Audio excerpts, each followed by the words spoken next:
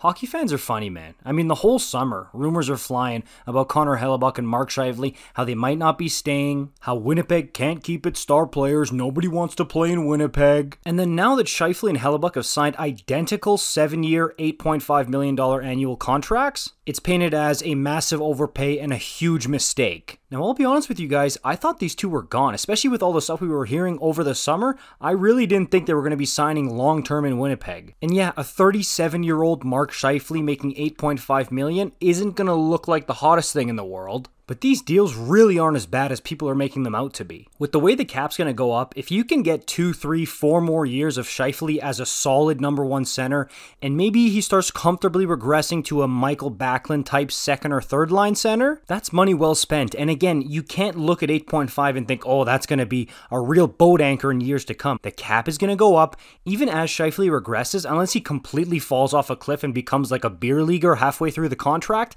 it's not going to look that bad. And as for Hellebuyck, when you got a goalie like this, you gotta take a stab at trying to re-sign him for as long as possible. And something about goalies allows them to stay better for longer as they get up in age in comparison to skaters. And look, the fact of the matter is, when you've got a star goaltender and a number 1 center who can put up over 40 goals and 70 plus points, they're probably gonna get, if not this much money, close to it on the open market. So this team that supposedly can't keep any of their stars because, oh, they have to play in Winnipeg, hey, pretty good deals here. And it's like this with every big extension, but you go in like the replies for the announcement of it, and you got half the people saying, holy, huge W, the other half saying, wow, terrible overpay, how could you do this, terrible move. And I know for a fact there's going to be people telling me that I know nothing about hockey because I like these extensions. Look, the Jets had 2 choices here, and remember, they had a ton of pressure from their owner and the higher-ups to be like, hey, we need to keep selling out this building in order to keep the franchise in good standing. So they could have tried to sell off Scheifele and Hellebuyck and try to go forward with a rebuild, which,